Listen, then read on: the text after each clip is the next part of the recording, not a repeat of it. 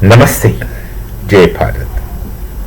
There is no possibility of a ceasefire between US and IRGC. US has to continue, at least for the namesake. I'm just telling at least for the namesake. President Trump had taken several initiatives, though questionable in many points, for a kind of peace, but which is not possible. He should have known that a peace with these people is really impossible. But then that didn't work out. In the meantime, the clauses in peace accord, because of the folly of Pakistan, they said there will be complete ceasefire. See, this is a mistake of Pakistan. They tweeted something like that. I think Shahbaz Sharif, I think he, not or Azim Ali, one of them, that a total ceasefire in the sense which includes Israel's attack on Lebanon is Hezbollah. Israel is not attacking Lebanon. They call it as Israel's attacking Lebanon, but Israel is attacking Hezbollah. They have right to just attack Hezbollah or any other terror groups because it's a question of existence of Israel. And they're such a smart people, capable people. You look at the amount of Nobel Prizes they have backed. Don't doubt the integrity of the Yehudi, the Jews. So Pakistan will play, most likely play. Ceasefire includes Hezbollah according to Pakistan's version, which Trump cannot assure because Hezbollah is attacked by Israel. And Israel shall get bugged, and they must have already got bugged because of Trump. Trump has to depend on Israel, I'm just telling. I'm telling because, not because of money, not simply because of technology. In all the strategic points of USA, the Jew sits. And if the Jews wanted, they would have taken USA long back. They don't want. They have something called as nobility, which many don't understand. Even US won't understand that kind of nobility.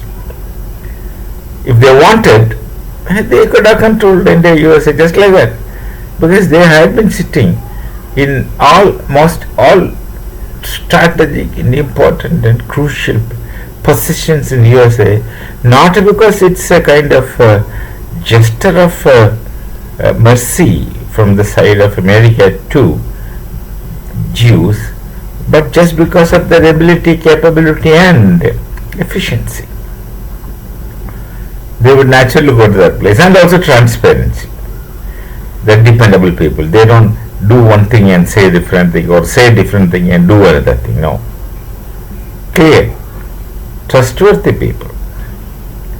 This, of course, many others won't understand because they don't like that. Simple as that.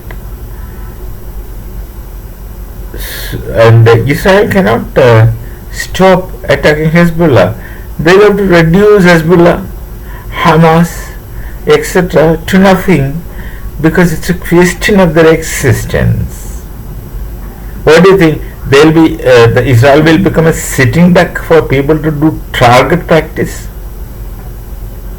Don't expect that.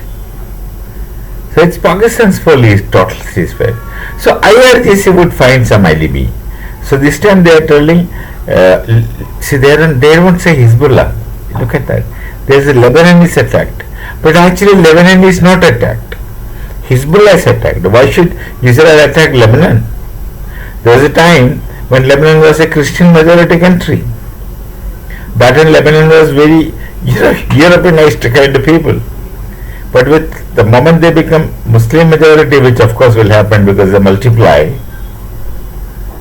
like Pablo Neruda says, Coca-Cola, Ford Motors and United Fruit Company, you go and multiply. I think it's Neruda's poetry.